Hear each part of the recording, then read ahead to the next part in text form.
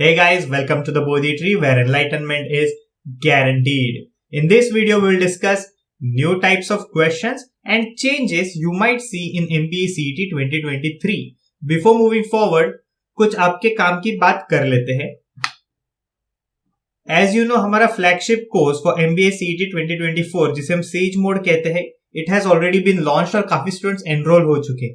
So guys, don't be late. This is Bodhi Tree's flagship course. So इसमें आपको सब कुछ मिलेगा, like 300 plus hours of session मिलेंगे, live sessions मिलेंगे, उसके बाद one on one mentorship भी मिलेगा. Okay, so don't be late guys. अगर आपने प्रेप चालू नहीं किया है for 2024, so you have to start your preparation. Okay, don't be late. Students have already started preparing for JBIMS. So MBA CET 2024 हमारा flagship course Sage Mode 2024. आपके screen पे reviews भी आएंगे, टेस्टिमोनियल्स भी आएंगे. सो अगर आपको और टेस्टिमोनियल्स देखने हैं तो आप हमारे वेबसाइट पे जा सकते हैं. और डोंट फॉरगेट, अगर हमारा आपको टीचिंग एक्सपीरियंस करना है सो फ्री ट्रायल लेसन्स लेना मत भूलो. मैंने डिस्क्रिप्शन बॉक्स में इसकी लिंक दे दी है. तो आप बस डिस्क्रिप्शन बॉक्स पे जाके सेज मोड 24 पे क्लिक कीजिए. वहां आपको ऑप्शन आ जाएगा राइट साइड पे. जब आप जाओगे वेबसाइट पे तो टेक फ्री ट्रायल लेसन करके आएगा, उस पर क्लिक कीजिए, रजिस्टर कीजिए. Then you can experience what the bodhi tree signifies and what it is about. Okay, so हमारे जो कोर्सेस है वो काफी कॉम्प्रिहेंसिव है and you won't find any other courses that are so comprehensive, so detailed and so meticulously structured. हमने काफी मेहनत से पढ़ाया है, इसमें बेसिक लेवल से पढ़ाया है. So don't miss out on this great opportunity guys. Then इसके बाद है हमारा अग्नि परीक्षा. अग्नि परीक्षा क्या है? Every Sunday 2 to 3 PM एक मिनी मॉक टेस्ट होगा.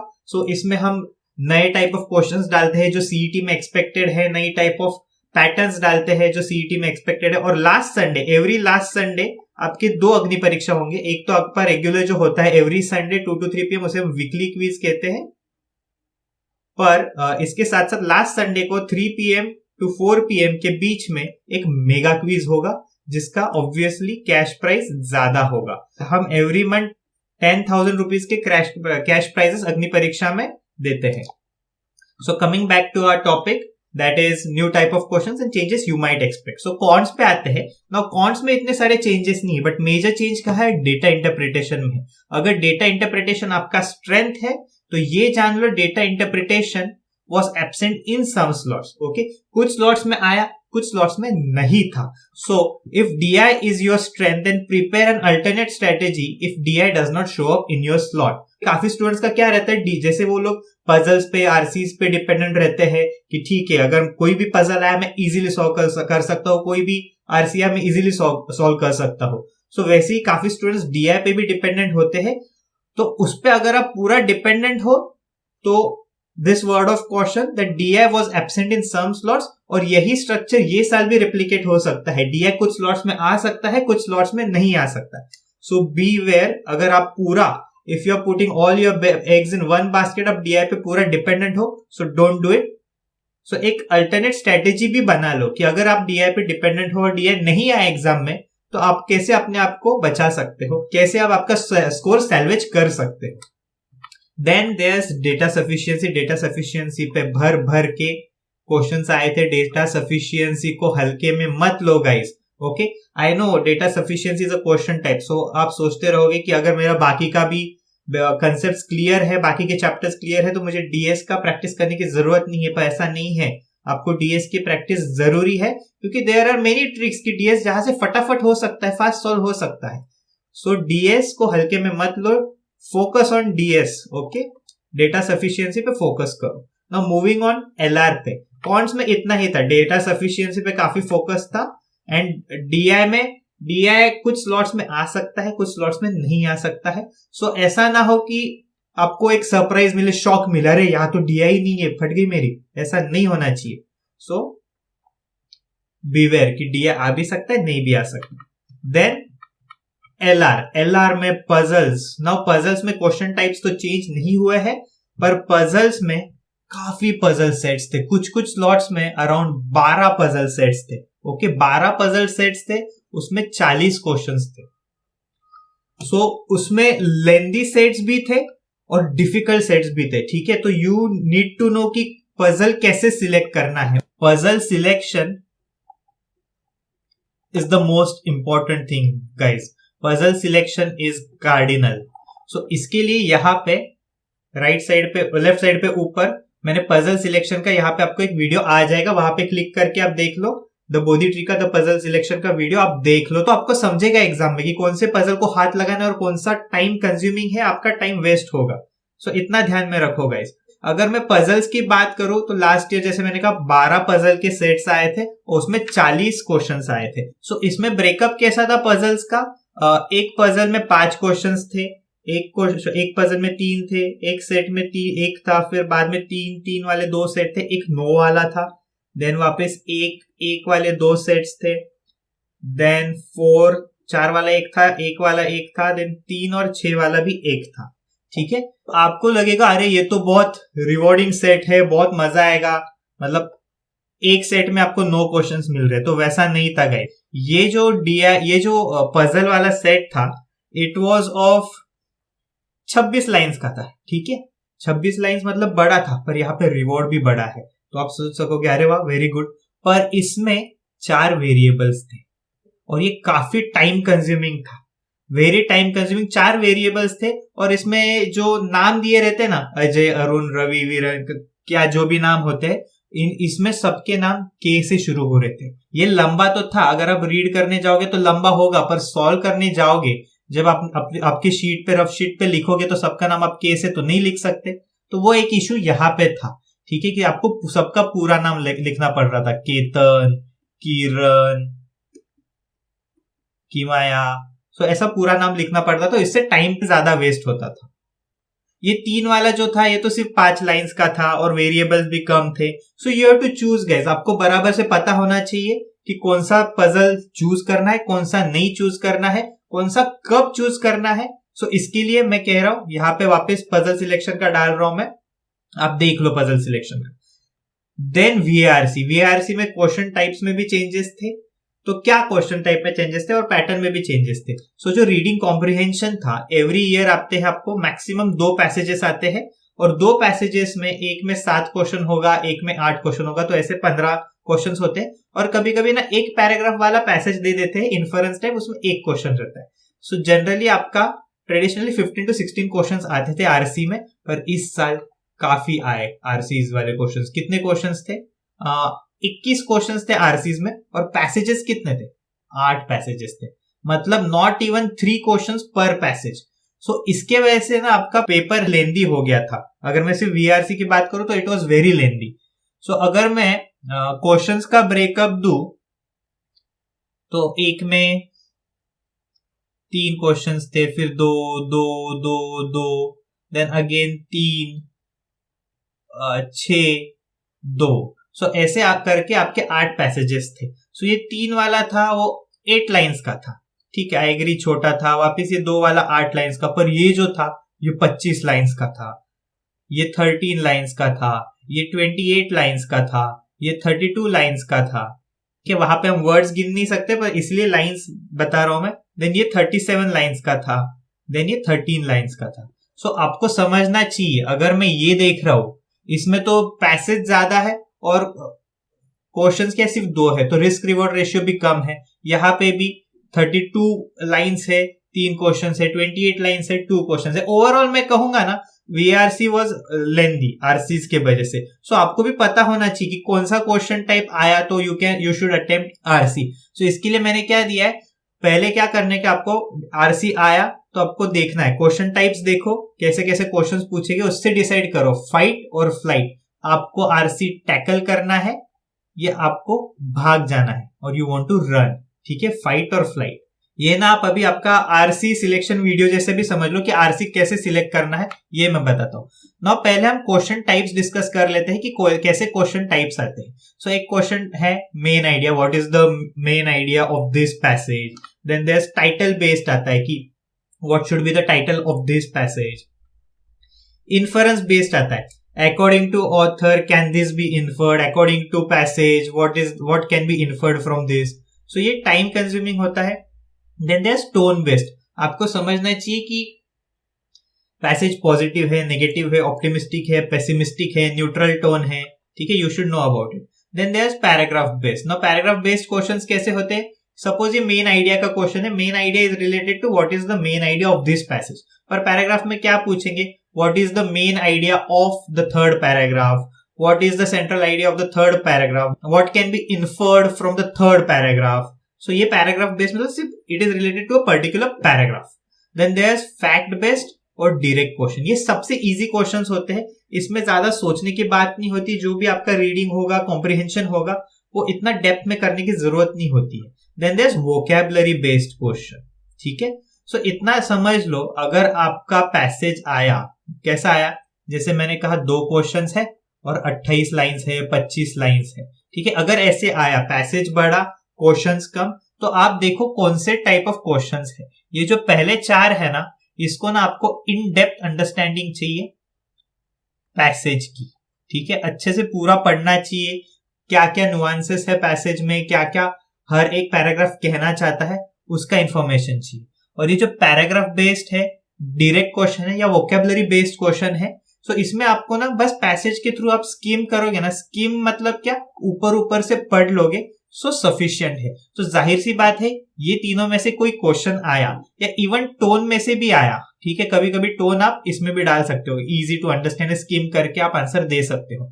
सो ये चारों में से आया, सो यू कैन डिसाइड कि 28 लाइन का है, 2 क्वेश्चन है, पर एक क्वेश्चन है डायरेक्ट फैक्ट बेस्ड और एक क्वेश्चन है पैराग्राफ बेस्ड। सो जो पैराग्राफ बेस्ड क्वेश्चन है, तो उसमें तो आपको दिया रहता है third paragraph, first paragraph, second paragraph, ये फर्स्ट है, सेकंड है, थर्ड है। सो अगर आपको पूछा है what is the central idea of third paragraph, तो बस आपको थर्ड पैराग्राफ को ही अंडरस्टैंड करना है अच्छे से। अगर कोई फैक्ट बेस्ड या डायरेक्ट क्वेश्चन होगा, सो इसका मतलब क्या है? सपोज कोई पैसेज है आपका, it is based on China, ठीक है, चाइना पे है, कंट्री पे है। उसका एक क्वेश्चन है डायरेक्ट क्वेश्चन। फॉर एग्जांपल एक क्वेश्चन देता हूं, इजी क्वेश्चन है, what is the capital of China, या when was the capital of China established, ऐसा कुछ रहेगा। सो आपको क्या देखना है, यहां पे कीवर्ड्स क्या है? Capital, established. सो पैसेज में आपको क्या देखना है? बस ये 2 वर्ड्स ढूंढने। स्कीम करो पूरा पैसेज, स्कीम करना है कि यहाँ पे कैपिटल का मेंशन है और उसका एस्टेब्लिश्ड कहा है। सो यहाँ पे कहीं दिया रहेगा कैपिटल है, बीजिंग है, फिर आगे जाके दिया रहेगा बीजिंग वाज एस्टेब्लिश्ड इन ये। सो आपको कैपिटल दिखा, बीजिंग आया, तो वापस बीजिंग ढूंढो, फिर एस्टेब्लिश्ड भी यहाँ पे मेंशन रहेगा। यहाँ पे आप स्कीम करके इजीली आंसर कर सकते हो। अगर कोई फैक्ट बेस्ड क्वेश्चन रहेगा, डायरेक्ट क्वेश्चन रहेगा, तो उसको ऐसे सॉल्व करना है। पैराग्राफ बेस्ड रहा तो बस वो पर्टिकुलर पैराग्राफ पे फोकस करो। Now when it comes to vocabulary based questions in VARC, ये वोकैबुलरी बेस्ड क्वेश्चन काफी इजी होता है, क्योंकि ना यहाँ पे सपोज आपको दिया है question, what is the meaning of docile from the passage. So यहाँ पे आपको देखना है बस डोसाइल कहाँ पे मेंशन है। सो यहाँ पे डोसाइल मेंशन है, सपोज एज ऑफ नाउ आपको मीनिंग नहीं पता, पर यहाँ पे कैसे होता है, डोसाइल ना आपको यहाँ पे सेंटेंस में कैसे यूज करते हैं वो भी पता चलता है। सो इससे आपको एक अच्छी आइडिया आ सकती है, कि अंदाजा तो आ सकता है कि व्हाट इज डोसाइल। सो उससे आपका ना एक्यूरेसी बढ़ता है। थोड़ा बहुत एक्यूरेसी आ गया तो आप एलिमिनेशन स्ट्रेटेजी यूज करो, उसमें से 5 में से अगर आपने 3 या 2 भी एलिमिनेट कर दिए तो आपकी प्रोबेबिलिटी बढ़ती है। पहले प्रोबेबिलिटी क्या होती है, 1 out of 5 will be the right answer, और उसमें अगर आपने 2 एलिमिनेट कर दिए, 3 बचे हैं, सो 1 आउट ऑफ 3 मतलब 33.33% हो जाती है। अगर आपने 3 एलिमिनेट कर लिए तो आपके पास 2 ही ऑप्शंस बचते हैं, फिर 50% प्रोबेबिलिटी है कि आपका वो आंसर सही आएगा। So vocabulary based question RC में आया तो काफी इजी है।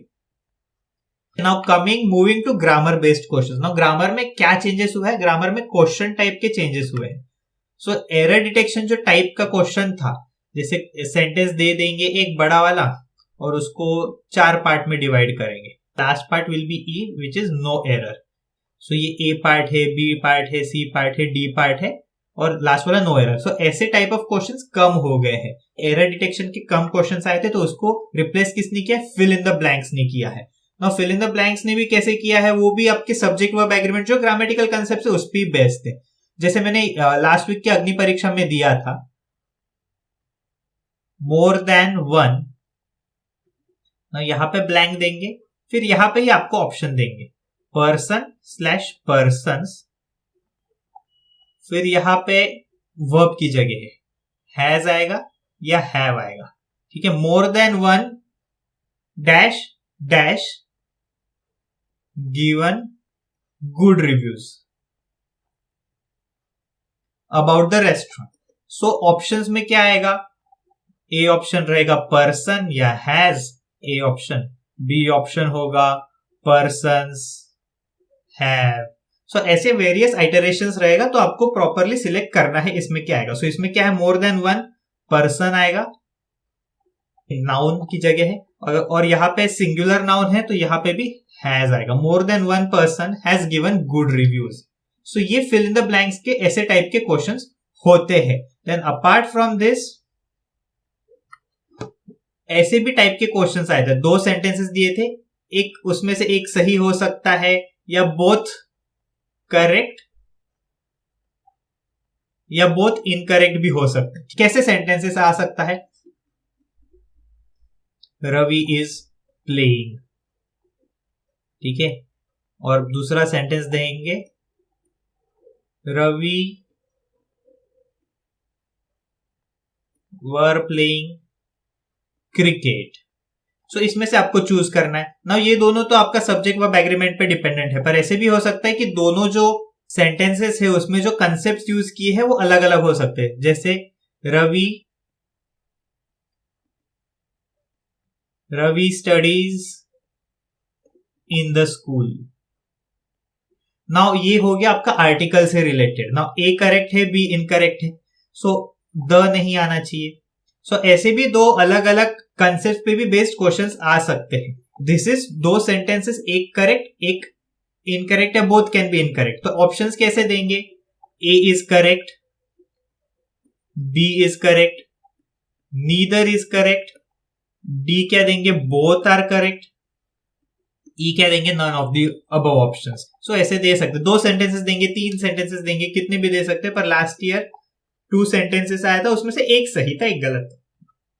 Now coming to vocabulary, vocabulary intensive questions थे लास्ट ईयर और उसके पहले लास्ट 2 इयर्स से वोकैबुलरी पे फोकस बढ़ गया है। नाउ वोकैबुलरी का weightage now it is similar to grammar and comprehension. पहले ग्रामर और कॉम्प्रिहेंशन का ज्यादा वेटेज था और वोकैबुलरी का कम था, अभी इक्वल वेटेज हो गया है तीनों का। देन इसमें क्या क्या क्वेश्चन टाइप्स थे, जनरली सिनोनिम्स तो पहले से ही पता है, एंटोनिम्स भी पहले से ही पता है, वन वर्ड सब्स्टिट्यूशन भी पहले से ही आता था। पर नया क्या इंट्रोड्यूस किया है, masculine and feminine. Masculine feminine नया ऐड किया है, तो इस पे फोकस करो गाइस। काफी सारे क्वेश्चंस थे मैस्कुलिन एंड फेमिनिन पे। स्पेलिंग्स पे भी काफी सारा फोकस था लास्ट ईयर, और सिंगुलर प्लूरल पे भी क्वेश्चंस आए थे। अगर आप हमारे टेलीग्राम ग्रुप पे हो तो आपका synonyms, antonyms, one word substitution, spellings तो हो ही जाता होगा। उस पे हम एवरी डे वोकैब शीट डालते हैं, उसमें synonyms, antonyms, spellings, one word substitution और इडियम्स एंड फ्रेजेस भी आपका कवर हो जाता है। मैस्कुलिन फेमिनिन के लिए जो मैंने आपको टीबीटी की मैस्कुलिन फेमिनिन की शीट दी है वो देखो टीबीटी प्लेटफॉर्म पे। सिंगुलर प्लूरल के लिए मैंने नाउन चैप्टर में ना वहां पे मैंने आपको कुछ थंब रूल्स बताए हैं। फॉर एग्जांपल जैसे यूएस में एंड होने वाले वर्ड, जैसे फॉर एग्जांपल कैक्टस, उसका प्लूरल कैसे बनता है, आई ऐड कर देते हैं यूएस की जगह। सो ऐसे काफी सारे वहां पे मैंने थंब रूल्स दिए हैं, वो देख लो, आपका सिंगुलर प्लूरल भी अच्छा खासा हो जाएगा। सो मैस्कुलिन फेमिनिन के लिए मैंने दिया है, सिंगुलर प्लूरल के लिए दिया है, स्पेलिंग्स के लिए तो आपको ये चारों के लिए टेलीग्राम चैनल देखो द बोधी ट्री का, वहां पे आपका सब प्रिपरेशन हो जाएगा। देन कमिंग टू ब्लिट्जक्रिग, ब्लिट्जक्रिग हमारा क्रैश कोर्स है। आपका बोधी ट्री का जो भी ऑफरिंग्स है, प्रैक्टिस टेस्ट है, कंसेप्ट टेस्ट है, लाइव सेशंस है, कंसेप्चुअल वीडियोस है, वो सब आपको कंसाइज वे में करना है, उसके लिए ब्लिट्जक्रिग है। Then there is hyper boost. अगर आपका स्कोर बढ़ गया है, अभी फिर एक प्लेट्यू आ गया है, एक सीलिंग आ गया है कि पर्टिकुलर स्कोर के ऊपर, सपोज पहले आपका स्कोर 80 था, अभी 100 तक पहुंच गया है, तो 100 के ऊपर जा ही नहीं रहा है। आप कोई भी स्ट्रेटेजी यूज कर लो, कितना भी पढ़ लो, वो फ्लक्चुएट ही हो रहा है 90 और 100 के बीच में। जो 100 का है सीलिंग वो ब्रेक ही नहीं हो रहा है। तो उसके लिए booster course is for you. अगर आप बूस्टर कोर्स ज्वाइन करते हो तो आपका कोई भी सीलिंग हो, 100 का हो, 120 का हो, 130 का हो, 140 का हो, 100% ब्रेक होगा। हमें ऐसे रिव्यूज मिले हैं कि after joining hyper boost students का 20-30 से स्कोर बढ़ा है, इवन 40 से भी कुछ कुछ स्टूडेंट्स का स्कोर बढ़ा है. So this hyperboost is just for those people जिनका सीलिंग आ गया है. देन आपको अगर रिवीजन करनी है, द बोधी विजन के कॉन्स की शीट की लिंक मैंने डिस्क्रिप्शन बॉक्स में डाली है, वहां से आप डाउनलोड कर लो और कॉन्स का रिवीजन आप कर सकते हो. Then there's Telegram group and channel. Screen पे आपको लिंक मिल जाएगी, QR कोड स्कैन कर लो. आप स्कैन करते ही आप you will be redirected to जो TBT का ग्रुप है और चैनल है उस पे. तो वहां पे हम डेली क्विजेस शेयर करते हैं. Every day you get around 5 to 6 sheets और एक वोकैब शीट भी होती है. 5 क्विजेस की शीट मिलती है, एक वोकैब शीट मिलती है. मोर देन 1000 शीट्स हमने ऐसे शेयर किए हैं वहां पे. सो आपको प्रीवियस भी शीट्स देखनी है, डेली क्विजेस देखने हैं, तो आप वहां पे देख सकते हो. देयर इज ऑल्सो tbtprep.com हमारी वेबसाइट, जहां पे आप फ्री मॉक ले सकते हो. फ्री मॉक वहां पे अवेलेबल है विथ वीडियो एक्सप्लेनेशंस. और ऑब्वियसली अगर आप अभी या फ्यूचर में द बोधी ट्री के कोर्सेज ज्वाइन करने के लिए सोच रहे हो, तो हमारा फ्री ट्रायल लेसन्स अवेलेबल है. If you are preparing for MBA CET 2024 के लिए प्रिपेयर कर रहे हो, so guys start your preparation now. काफी स्टूडेंट्स ने सेज मोड 2024 ज्वाइन कर लिया है, so don't be late. That's it for this video guys. See you in the next video.